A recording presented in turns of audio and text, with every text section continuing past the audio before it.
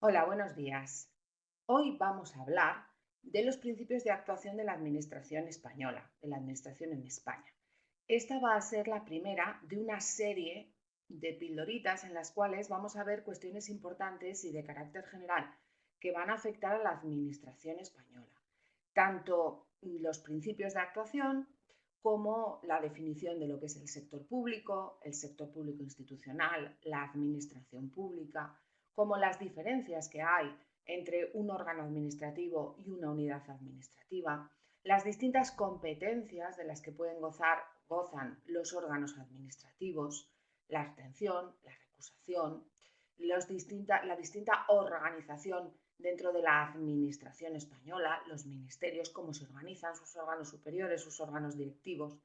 De esta manera tendremos una visión bastante amplia, bastante acertada de lo que es el segundo de los poderes del Estado, que es el poder ejecutivo. El poder ejecutivo que engloba lo que es el gobierno y la administración.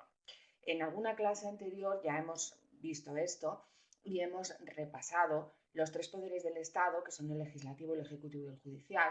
Nos hemos centrado en el poder legislativo y sobre todo en su potestad, que es la potestad de aprobar leyes, la potestad legislativa.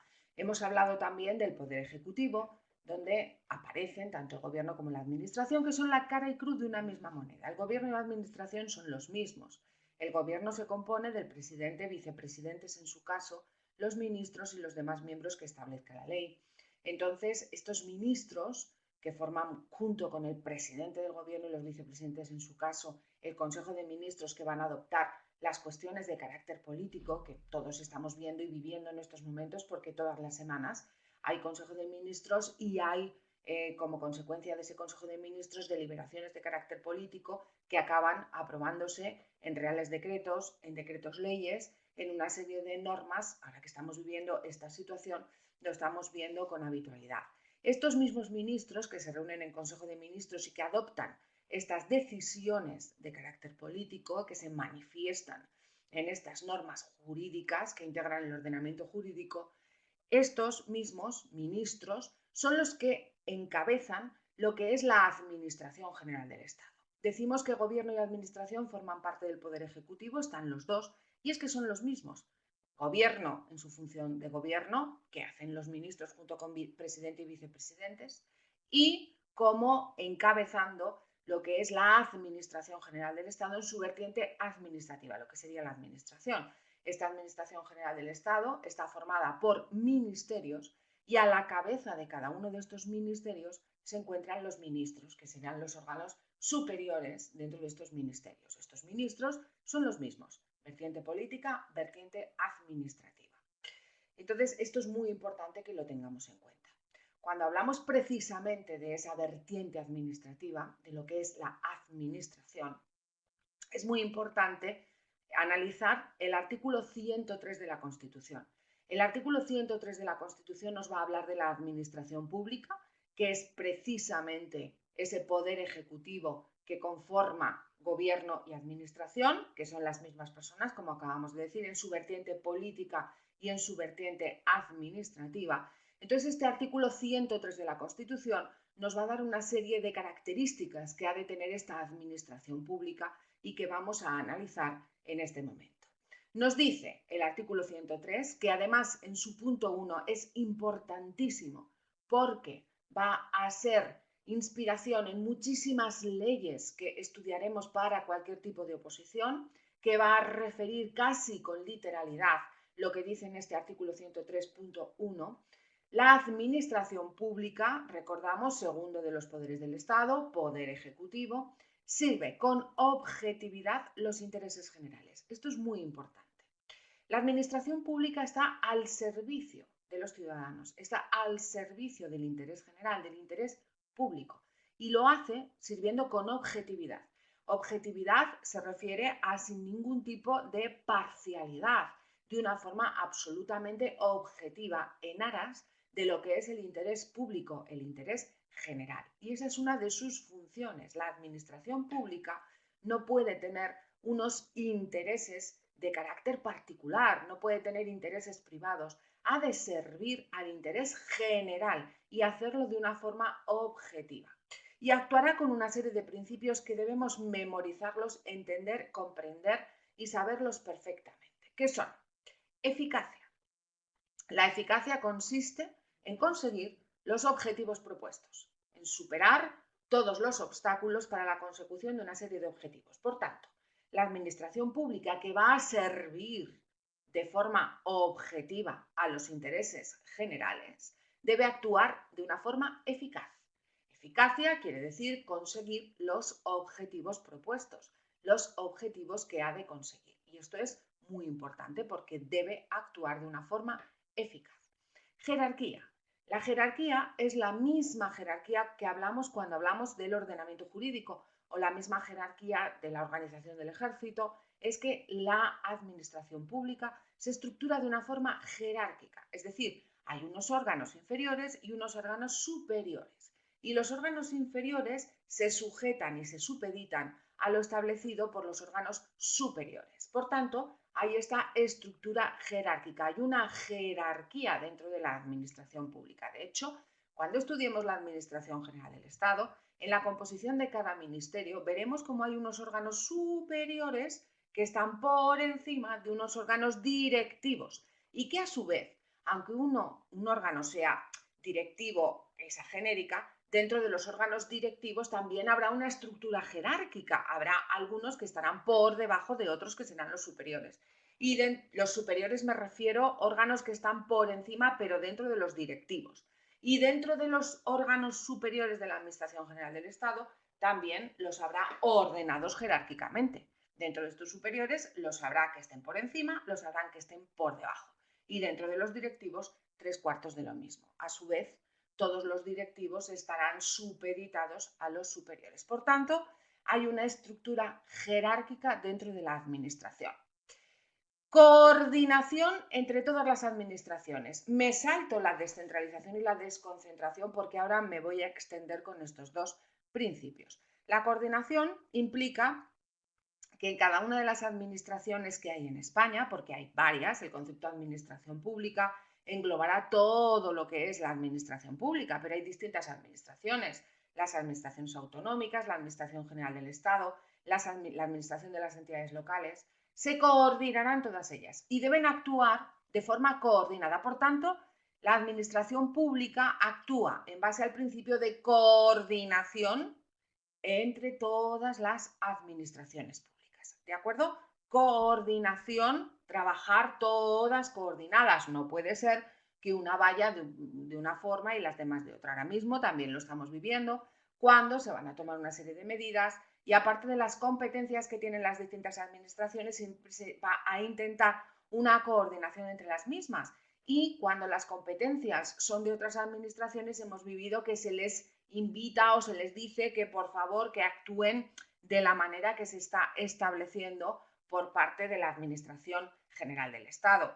En otras ocasiones, pues se asumen las competencias, como ha sucedido ahora con el estado de alarma, el estado el gobierno central o el gobierno de España, no es central, no es la palabra correcta, es el gobierno de España, pues entonces ya en ese caso ya no, ya las directrices la marca el gobierno central, pero claro, el gobierno de España, perdón, pero claro, estamos en una situación especial. Bueno, el principio, sin andarme por las ramas, es el de coordinación entre todas las administraciones. Descentralización, desconcentración, importantísimos. Vamos a ver. Antes de la Constitución, España estaba centralizada toda la administración en Madrid.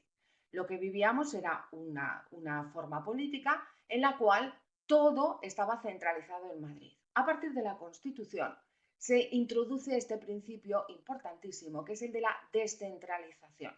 La descentralización implica que cada una de las administraciones que se van a generar asume una serie de competencias que serán suyas. La razón de la descentralización es por la idea de que la administración, cuanto más cerca está del ciudadano, más eficaz es. Entonces, un ayuntamiento va a conocer más de primera mano los problemas que pueden tener sus ciudadanos. mucho más que si, por ejemplo, hay una administración centralizada donde todo está en Madrid.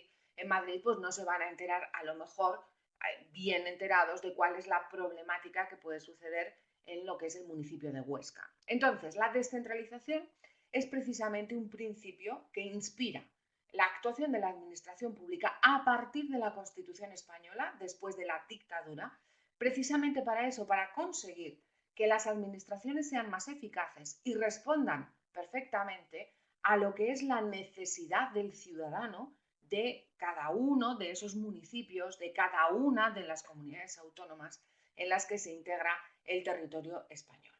A partir de la Constitución se crea también el Estado de las Autonomías. El Estado de las Autonomías surge como consecuencia de una tradición histórica nuestra. En la Edad Media, por ejemplo, en España había distintos reinos, el reino de Aragón, el reino de Castilla. Es a partir de los reyes católicos cuando se produce la centralización de todo, pero nuestra tradición histórica es que hay distintos territorios que han llegado a ser reinos independientes dentro de lo que es el territorio que hoy conocemos como España. Entonces, esta idiosincrasia que ha dado particularidades a cada uno de sus territorios es lo que va a inspirar con el hecho, por ejemplo, de que haya diferentes lenguas. Incluso en el derecho hay derechos forales, que son los derechos de cada uno de los territorios, que datan de siglos muy anteriores. En Aragón tenemos el derecho foral aragonés, que es un derecho civil que es de aplicación a todo el que tiene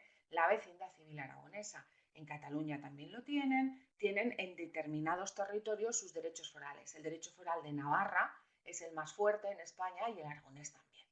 Entonces, como consecuencia de esa tradición histórica, se recoge, a raíz de la transición y del momento constitucional, se recoge esa manifestación en lo que es el Estado de las Autonomías, con un reconocimiento a las distintas regiones que integran el territorio español y una cierta autonomía que se les da en el artículo 2 de la Constitución, que implica gestionar intereses que les son propios y competencias que pueden ser suyas y que asumen esos territorios autonómicos. Así que tenemos que la organización territorial del Estado va a ser en comunidades autónomas y va a ser en las entidades que integran la administración local, que son las provincias con sus diputaciones provinciales y los municipios con sus ayuntamientos. En virtud de toda esta división territorial, organización territorial del Estado, es que se crean todas estas administraciones públicas. En el municipio estará el ayuntamiento, en la provincia estará la diputación provincial, en la comunidad autónoma estará el gobierno y la asamblea legislativa de la comunidad autónoma. El gobierno será esa administración autonómica. Y en lo que es el Estado español en su conjunto, porque España es única e indivisible, patria común de todos los españoles, en todo lo que es, pues estará el gobierno de España y la administración general del Estado. Bien, dicho todo esto, la descentralización implica ese concepto. Y es que cada una de estas administraciones públicas, en base a esta división territorial que se va a hacer del Estado, va a tener sus competencias. El ayuntamiento tendrá competencias para gestionar determinadas cuestiones que le competen a él. La Diputación Provincial lo mismo, la Comunidad Autónoma igual, y el Estado tendrá sus competencias. Ya dijimos en otra clase que, por ejemplo, en las comunidades autónomas y el Estado, las competencias de las comunidades autónomas o que pueden asumir están en el artículo 148, las exclusivas del Estado en el 149 y allí también podrá haber competencias compartidas con comunidades autónomas y de ejecución. La descentralización implica eso, y es que todas las competencias no se centralizan ya en Madrid, no hay una única administración central, sino que se descentralizan. Es una cuestión horizontal, en el sentido de que esa descentralización implica que las competencias van a ir a parar a comunidades autónomas, municipios, provincias. Se descentralizan en el sentido que cada una de estas administraciones va a asumir determinadas competencias que constitucionalmente se les asignan como propias. Descentralización. Y la desconcentración es vertical, así como la descentralización es horizontal, implica que cada una de estas administraciones asume competencias. La desconcentración es vertical, implicará que dentro de cada administración se estructura la misma de una forma jerárquica Y dentro de esa administración depende de lo que vayamos a hacer o requiramos de ella, será competente o tendrá funciones un órgano administrativo u otro. Yo siempre suelo poner el mismo ejemplo. Si yo voy a echar una solicitud para unas oposiciones que está convocando, por ejemplo, la DGA, el Gobierno de Aragón, yo cuando eche la instancia, si lo voy a hacer de forma presencial, se va a encargar de tramitar ese procedimiento un auxiliar administrativo. Un administrativo no va a ser el director general de la Función Pública y Calidad de los Servicios. Dentro de la DGA habrá una estructuración donde cada órgano administrativo tendrá sus propias funciones. No todo se concentra en unas manos, sino cada órgano administrativo tiene sus funciones. Se dice que es vertical porque en base a esa estructura jerárquica que tiene la administración, las competencias será a mayor responsabilidad, pues más nivel del órgano que se encarga. A menor responsabilidad estará esta estructura determinada de esa manera y desde un punto de vista vertical. Por tanto, estos dos conceptos son muy importantes. Descentralización a nivel de que cada administración va a asumir las competencias que le van a ser propias, se descentralizan esas competencias a nivel territorial, y la desconcentración, y es que dentro de cada administración se estructuran de una forma jerárquica los órganos administrativos y cada uno de ellos pues asumirá las funciones que les son propias. Importantísimo. Así que la administración pública sirve con objetividad los intereses generales y actúa de acuerdo con los principios de eficacia, jerarquía, descentralización, desconcentración y coordinación, siempre con el sometimiento pleno a la ley y al derecho. Importante, principio de legalidad. Hay que entroncar esto, lo recogido en el artículo 103.1, con el artículo 9.3 de la Constitución y con el 9.1, evidentemente. Principio de legalidad.